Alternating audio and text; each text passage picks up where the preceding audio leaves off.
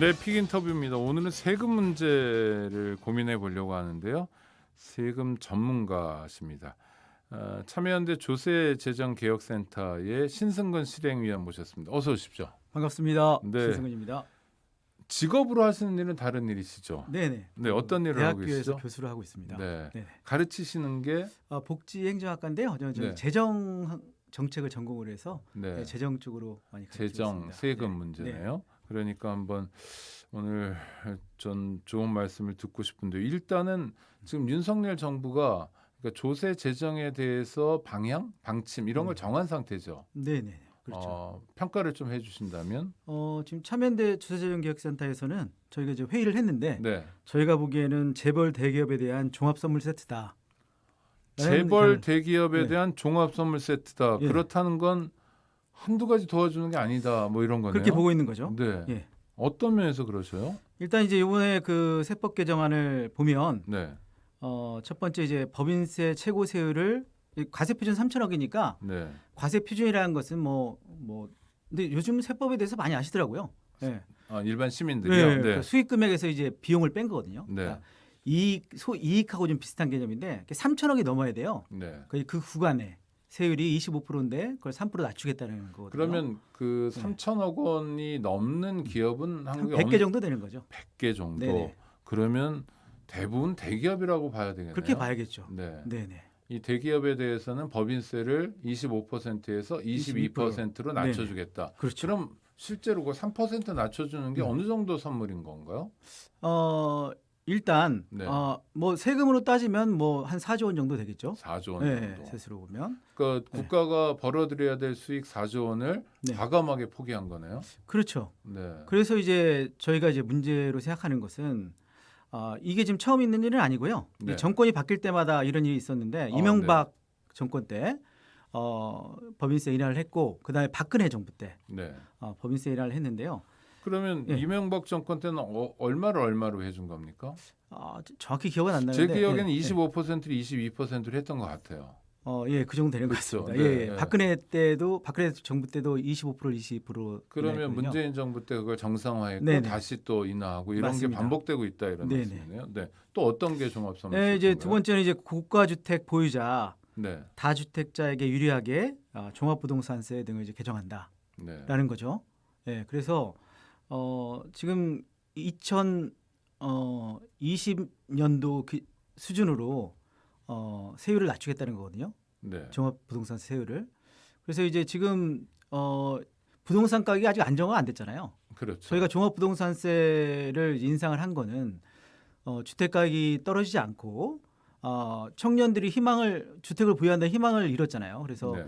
이런 부분을 해소하기 위해서 종부세 인상을 한 건데 그 부동산 시장은 별로 움직이지도 않는데 부동산 가격만 종합부동산 세율만 인하한다는 거는 결국 주택을 많이 갖고 있거나 고가 주택을 갖고 있는 사람들한테 혜택을 주겠다는 거죠. 네. 신승민 교수님 말씀을 따라가면 네, 세금을 내야 될 사람들, 그러니까 네네. 주택이 있어서 네네. 자가를 소유하고 있는 사람들의 세금을 골고루 낮춰주는 게 아니라 네, 주택이 많거나 다주택자거나 유리하게, 고가주택을 예. 가지고 있는 분들의 세금을 더 깎아준다는 그렇죠. 겁니까? 네, 저희들이 보기엔 그렇다는 거죠. 거꾸로 해야 되는 거 아닌가요? 그렇죠. 예. 그렇게 그동안 정부에서 계속 얘기한 거는 실소유자들한테는 혜택을 많이 주고 네. 실소유자가 아니고 투기성 보유자들한테는 과세를 강화한다는 거였잖아요. 네. 근데 거기에 그 기준에 비교하면 잘못된 개정안이라고 생각하는 거죠. 또 어떤 선물을? 주식 양도소득세 문제죠. 네. 주식 양도소득세가 지금은 1% 10억 기준이에요. 이게 네. 이제 뭐 좀 복잡한 얘기긴 한데 간단하게 말씀드리면 네네. 이게 종목당이거든요. 그러니까 네. 지금도 사실은 주식을 1%나 10억 원 이하로 10개 종목이면 100억이잖아요. 네. 이제 그 이상만 과세를 하기 때문에 그 그러면 이하의 아주 특별한 분들이네요. 그렇죠. 근데 그러니까 그거를 주식을 양도할 수 있는 게 네. 1억 원, 그렇죠. 10번 뭐 네. 이렇게 할 수 있는 네. 아주 특별한 정말 손꼽히는 사람들이네요. 그렇죠. 예. 네. 그리고 친족끼리는 또 합산하게 했었어요, 지금까지는. 아, 근데 이제 그걸 다 없애는 겁니다. 친족 합산도 없애고 네. 그다음에 이제 비율도 없애고 네. 그냥 100억 원이 안 나오면 그러니까 네. 종목이 100억 원을 10개 하고 있으면 1000억이 되는 거죠. 네. 그 사람들 과세 안 한다는 거예요. 주식 양도에도 100억 원을 100개 가지고 있으면은 1조. 조죠. 네, 그렇죠. 조를 1조 원을 주식을 넘겨줘도 세금을 안 낼 수 있다는 거죠. 아 이거는 그렇게 넘겨줄 네. 수 있는 아주 특별한 분들을 위한 정말 그렇죠. 교수님 말씀대로 네. 종합 선물 세트네요. 그렇죠. 그렇게 어. 하게 되면 사실 뭐 주식 이전 방식으로 네. 상속이나 증여를 하게 되면 상속 증여세 안 내고 이전할 수 있는 거거든요. 재산을. 화보가 아니라면 다 그쪽 네, 방향으로 그렇게 하겠죠. 가겠네요. 네. 네. 그래서 이렇게 반대를 했던 거죠. 이렇게 해서 네. 안 된다. 네네. 라고 반대를 했던 건데 이제 일단 사실 지금 오늘 이제 세법 개정안을 뭐 발표한 거고요. 네. 이대로 통과되는 게 아니라 국회에서 이제 그렇죠. 조세 법률 중이니까 법안이 통과돼야 됩니다. 네. 그러니까 이제 더 국회에서 논의를 해야겠지만 지금 안대로 통과되기는 좀 어려워 보이는 거죠. 네. 일단 정부 발표가 네네. 기획재정부가 가고자 하는 방향이 그렇다는 네네. 거고요. 그거는 부자들을 위한 또는 네네. 재벌 대기업을 위한 종합 선물 세트다라고 네. 비판을 하시는 거고. 네. 근데 대놓고 정부에서 음. 부자들 세금 깎아주고요. 대기업에 뭐 선물을 주기 위해서 이렇게 세금 깎아주는 거요라고 말하진 않을 거고요. 그렇죠. 네. 객관적으로 세금 깎아주는 건 객관적인 사실이어도 그 이유 까닭은 달리 설명할 것 같아요. 경제 활성화. 경기 활성화. 경제 네. 활성화고 그다음에 이제 삼성 현대 같은 기업을 더 네. 많이 만들어서 네. 그게 그 파이론이죠. 이제 경제 파일 키워서 이걸 이제 나누면 이제 근로자들한테 혜택이 더 많이 간다는 얘기죠. 이게 이제 대표적인 게 낙수 효과라는 거죠. 네네. 이명박 정부 때 얘기했고 박근혜 정부 때 이제 2014년에 최경환 부총리가 이게 실패했다는 걸 인정했거든요. 낙수 효과는 실패한 패러다임이다. 네. 라고 해서 완전히 그 기조를 바꿨었어요. 네. 그걸 이제 박근혜 정부도 네. 그 기조를 채택하지 않았던 거죠. 그렇죠. 채택했다가 바꿨는데 바꿨죠. 근데 지금 이제 다시 부활한 거네요. 다시 부활한 네. 거죠. 그런 면에서 보면 이미 그 흘러간 옛 노래다 이렇게 생각하는 거죠. 아니 그러니까 음. 세금을 꺾어주면 그 돈을 가지고 투자를 하겠다, 네네. 한다 이런 네. 얘기잖아요. 그렇죠. 실제로 그렇게 그러면 4조 원을 깎아주면 4조 원어치만큼 투자를 합니까? 안 된다는 거죠. 그게 이제 그 투자 효과가 있다는 근거를 설명하는 그 논문도 없고요. 네. 예, 그런 효과가 나타나고 있다고도 볼 수 없고 도리어 그 4조를 직접 서민들이나 중산층한테 그 쓰게 해주면 훨씬 더 많은 소비가 일어나겠죠. 그렇죠. 뭐 네. 복지를 한다거나 이러면요. 네네. 그러니까 아니 개인도 그렇고 기업도 그렇고 만약 절세를 했다면 네네. 뭐 4조 원이건 400만 원 절세를 했다면 그걸 가지고 새로 뭐 투자를 하거나 이러진 않고 그냥 고이 간직할 것 같은데요. 그렇죠. 예, 그게 이제 문제라는 거죠. 그래서 네. 이제 문재인 정부 때는 이제 소득주도 경제 성장 뭐 비판도 많이 받았지만 네. 그 결국은 개인들이 소득이 많아져야 수비가 늘고 소비가 늘어나야 생산도 증가하고 그래야 이제 투자와 고용이 많이 늘어난다 이런 거였는데 이제 그 측면에서 보면 과연 법인세를 깎아준 만큼 투자 고용이 늘어나냐? 최경환 부총리가 그때 뭐 저희 민주당에서 얘기한 게 아니라 최경환 부총리가 얘기한 걸 보면 그렇지 않더라는 거죠. 네. 그래서 이거는 옛날에 가능했었는데 이제 산업 구조가 개편되면서 소득이 늘어나도 고용이 없는 그 성장이 많이 되잖아요. IT 기업이나 이런 데가 많이 되기 때문에 그렇게 잘 안 되더라. 해서 기조를 바꿨던 거죠. 그러니까 투자도 그렇거든요. 일자리 창출도 별로 관계가 없다는 그렇죠. 거죠. 예. 산업 구조가 개편됐기 때문에 또 그랬다는 하나는 거죠. 재벌 대기업 또는 아까 말씀하신 그 과세 요번에 혜택을 받는 100개 정도의 네네. 기업들이 굉장히 잘 나간다 해서 네. 대한민국 국민들이 잘 나가는 건 또 별개의 문제다. 그렇죠. 그렇습니까? 네. 그렇죠. 이게 그 사실은 이제 많이 괴리된 상황이고요. 네. 그 기재부 공무원들도 사실 많이 알고 있어요. 이렇다는 걸 알고 있는데 이게 대통령 공약으로 나오다 보니까 이게 쉽게 바꿀 수가 없는 거죠. 그러니까 주식 양도소득세를 아예 폐지한다고 그랬거든요. 윤석열 네. 대통령이. 그러니까 그래서 기재부 공무원들이 얘기하는 건 그나마 100억 원으로 낮췄다라는 거거든요. 이게. 아이고. 네. 그러니까 이제 그러니까 주식 네. 양도소득세를 폐지하겠다라고 얘기한 근거는 뭡니까? 그래 딱 그 얘기했잖아요. 대통령이 그때 TV 토론 나와서 네. 개미들이 후보 시절에. 원한다. 네. 네. 개미들이 원한다 이런 얘기했었죠. 그러니까 네. 주식시장이 커져야 똑같은 파이론이죠. 커져야 그 개인 투자자들도 이득을 본다 이런 얘기인데. 아니 개미가 100억이나 뭐 이렇게 그렇죠. 예. 야, 이거 가능성도 없어요. 100억은 개미가 아니잖아요. 굉장히 큰데. 그렇죠? 그렇죠. 그러니까 네. 제가 어느 자료 보니까 1년에 5천만 원 이상 이익을 내는 그 개미 투자자들이 한 2% 정도 된다고 합니다. 네네. 2%. 그것도 상당히 많은 거죠 생각보다. 네. 98%는 뭐 손해를 큰 보거나 손이죠. 예, 네. 한다는 거니까. 아, 98%는 손해를 보고 손해를 보거나 이- 이익이 나도 5천만 원이 안 된다는 거죠. 네네. 이익 예. 버는 5천만 원 이상 이익 버는 사람 2% 네네. 주식 투자자 네, 중에 그 정도로 그렇다. 보고 있습니다. 네. 예. 아이고. 하여튼 그러면 감세 전반적으로 감세면 국가 네. 재정도 좀 줄어들 텐데 이를테면 감세를 하더라도 그럼 서민을 위한 감세 부분은 어떤 것들이 있나요? 그러니까 사실 서민들은 세금을 거의 내지 않기 때문에 네. 그러니까 이제 이걸 더 큰 면에서 보면 자산 양극화, 소득 양극화 문제가 있는 거거든요. 네네.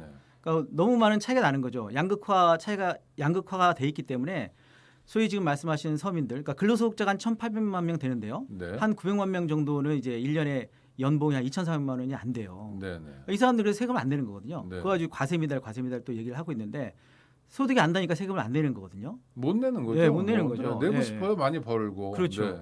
그래서 이제 이런 소득 양극화가 돼 있는 상황에서 자산이나 소득이 많은 사람들한테만 세제 혜택을 주면 이 갭이 더 커진다는 데 가장 본질적인 문제가 있는 거죠. 양극화가 심화된다. 심화될 수밖에 없다는 네. 거죠. 그리고 더 큰 문제는 정부에서는 재정 준칙을 지키겠다는 거잖아요. 재정 네. 준칙은 이제 국가 부채를 더 안 지겠다는 거잖아요. 네. 그러면 세금은 다 줄여주는데 국가 부채가 더 늘리지 않으면 복지 지출을 낮추는 것밖에 방법이 없잖아요. 그렇죠. 살림살이를 줄여야죠. 네. 수입이 줄어드니까요. 부채 네. 그러니까 우리도 똑같잖아요. 수입이 늘지 않아요. 부채도 안 늘어나면 지출을 줄이는 수밖에 없잖아요. 가계도 그렇죠. 똑같죠. 그래서 제가 옛날에 2016년에 네. 그 세금 전쟁이라는 책을 썼잖아요. 네네. 그때 이제 우리 진행자께서 딱 결론을 내주셨죠. 누군가는 더 부담해야 된다. 저도 이제 그 멘트 많이 사용하고 있는데 아이고. 그때 말씀해 주셔서 그러니까 세금은 누군가는 더 부담해야 되는 거예요. 네. 왜냐하면 물가가 올라가기 때문에. 왜냐하면 그 복지에 종사하시는 분들의 급여도 올라가고 물품 단위가도 올라가잖아요. 그러니까 복지 지출은 늘어나는데 그러니까 세금을 더 걷지 않으면 안 되는 거죠. 마이너스가 되는 그러니까 거죠. 똑같은 복지 서비스를 제공한다 하더라도 네. 비용은 늘어나는 늘어날 거잖아요. 수밖에 없는 물가 거죠. 네. 오르니까 인건비도 상승해야 되니까 그렇죠. 뭐 혜택을 늘리지 않아도 다만 5%라도 네. 올라가야 되는 거죠. 네. 그러니까 재정 규모는 커져야 커질 수밖에 되는데 없죠. 네. 세금을 줄여주면 네. 그럼 답이 안 나오네요. 어떻게 하겠다는 겁니까? 그거 이제 가장 큰 문제라고 보는 거죠. 네. 그 부분을 어떻게 해결해야 그에 되느냐. 대해서 뭐 네. 기재부나 또는 네. 대통령실에서 설명이 있습니까? 별다른 설명이 없죠. 그게 문제라는 거죠. 그러니까 이게 진짜로 예, 설명이 없습니까? 설명이 없는 거죠. 어떤 설명이냐면 그동안 세금 징수가 많이 늘어났다. 뭐 작년 같은 경우에도 세금이 뭐 많이 남았다는 얘기가 예상보다, 있었잖아요. 네, 네. 예.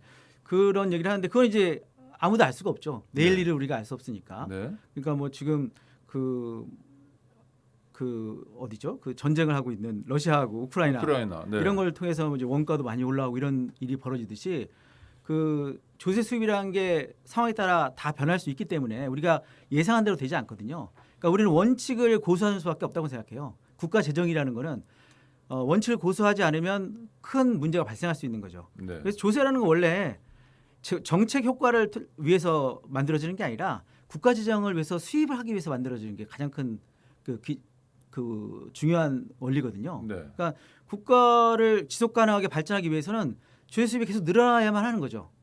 근데 소위 말하는 대기업이나 고소득자, 고자산가들에 대해 세금을 깎아준다고 하면 다른 쪽에서 분명히 빵꾸 날 수밖에 없는 상황이라고 보는 거예요. 네. 예. 그런 면에서 굉장히 걱정하고 있는 거죠. 그럴 때는 어떤 방법으로 문제를 푸나요? 뭐 네. 이를테면 간접세 비중을 높여가지고 국민 골고루에게 부담을 주는 방식으로 합니까? 근데 부채도 안 내려간다면 답은 도대체 그러니까 뭔지. 그게 이제 박근혜 정부 때 이제 그 증세 없는 복지를 하겠다고 하다가 네. 그게 안 되니까 바로 다음에죠. 2014년에 직장인들 증세하고 그다음에 자영업자들 증세하고 담배세 인상했잖아요. 네.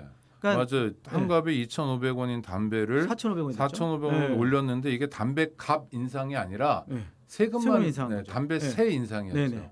일부는 이제 담배 제조 회사의 이익도 들어갔지만, 네. 근데 그거를 정부에서 증세를 하고 싶지 않겠죠. 어느 정부가 증세를 하고 싶겠어요. 자기 저항이 있으니까요. 그러니까 저항이 네. 있고 인기가 떨어지는데, 네. 근데 안 할 수가 없다는 거죠. 왜냐하면 세금이 부족하니까. 네. 그러니까 그런 문제 우리는 혈적으로 부딪힐 수밖에 없다고 생각하는 겁니다. 자, 과세 표준에 따라 다르지만 하여튼 25%의 법인세를 내다가 네네. 22%로 줄였다. 이게 네네. 정권에 따라서 왔다 갔다 한다는 거잖아요. 그렇죠. 그러면 이 정도 규모에서 우리와 경쟁하는 다른 나라들은 법인세를 어느 정도 냅니까? 법인세율은 최고 세율은 우리하고 낮은 수준은 아닌데 네. 실효세율 공제 감면세액이 많다는 거거든요. 네네. 특히 3천억 이상 대기업들에 대해 공제 감면 규모가 크고 외국에는 또 사회보장료, 네. 우리가 소위 말하는 4대 연금 이런 부담을 4대 보험. 기업에서 네. 많이 합니다. 네네. 그래서 그걸로 따지면 우리가 굉장히 낮은 편이라고 보는 거죠. 네. 그리고 우리는 산재보험 같은 경우 가입했다가 돌려주는 돈도 수천억 원이라고 그러더라고요. 그렇죠. 그러니까 그런 혜택을 다 포함하면 의무로 야무로 네. 많이 주고 있다. 그렇죠. 네. 그러면 기업이 사회적 책임 또는 국가 구성원으로서의 책임을 다한다고 봤을 때 네네. 다른 경쟁 국가랄까 뭐 다른 선진국에 비해서 한국이 부족함이 많은 거네요. 네네. 저는 이제 거기에 더해서 네. 우리가 이제 공동체가 옛날에도 우리도 그 환난 상율이라는 말이 있잖아요. 네. 어려움이 닥치면 서로 도와줘야 되는 거잖아요. 네네. 특히 우리도 예전에 그 대동법 이런 거 할 때 그 부자들이 일단 어려운 사람한테 쌀을 빌려주고 네. 나중에 이자를 받고 하더라도 일단 있는 사람들이 베풀어야 되는 거거든요. 어려울 때는. 네. 지금 얼마나 어렵습니까? 그 유리 없는 물가 상승, 금리 인상, 경기 그렇죠. 침체, 네. 거기다 코로나까지. 네. 이럴 때는 자금 여력 있는 사람이 먼저 세금을 내야 되는 거죠. 네. 나중에 그 사람들이 혜택을 주더라도 그렇게 따지면 지금은 감세할 타이밍이 아니라는 거죠. 특히 부자 감세 타임은 그렇죠. 아니다. 아니라는 거죠. 그 사람들이 네. 지금은 더 내야 되는 거죠. 나중에 그 사람들한테 더 돌려주는 한이 있어도 지금 어쨌든 세금 낼 사람이 없잖아요. 아니, 누가 세금을 낼 수 조세 있습니까? 정책을 정하는 건 정부고 네네. 그다음에 정책의 내용을 결정하는 국회인데 네네. 이분들은 다 정치인들이고 직업 네네. 관료도 있지만 결국 국민을 위해서 일해야 되는 분들이잖아요. 네네. 그렇죠. 근데 지금 조세 정책, 재정 정책을 국민을 위해서 가고 있다라고 잘 안 보이네요. 저희들이 보기에 그렇습니다. 그러니까 그러니까 명분이 있죠. 아까 말씀드린 대로 그러면 어떤 명분대로 하냐고 하면 파이를 키우겠다고 하는 건데 네. 그게 이제 너무 우리가 보기엔 옛날 방식이라는 거죠. 아니, 지금 그리고 사실로 그렇게도 안 된다는 거 아니에요? 그렇죠. 예. 그러면 죄송한 얘기지만 네네. 기재부 공무원이나 뭐 정부에는 죄송하지만 거짓말이잖아요. 그 저희는 그렇다고 생각하는 거죠. 네. 예, 예. 거짓말이라고 생각하는 거죠. 근데 이제 결국 이게 정책의 문제와 연결됐다고 생각하는 거예요. 네. 대선 때 후보가 한 얘기가 있기 때문에 그걸 공무원들이 적극적으로 방어를 할 수 없겠죠. 그런 현실적인 문제가 있는데 그걸 차치하고라도 국가의 먼 장래를 보면 지금은 굉장히 어려운 시기고 그래서 그 대기업이나 고액 자산가들이 좀 더 세금을 내고 나중에 경기가 좋을 때 도리어 그 사람들한테 감세를 해주는 게 맞다고 생각하는 거죠. 더 멀리 보면. 네, 감세가 필요하다 하다면? 치더라도 네, 그렇죠. 지금은 아니다. 지금은 어려운 시기니까 지금은 고통 분담을 해야 된다라는 네네, 말씀이었고요. 그렇습니다.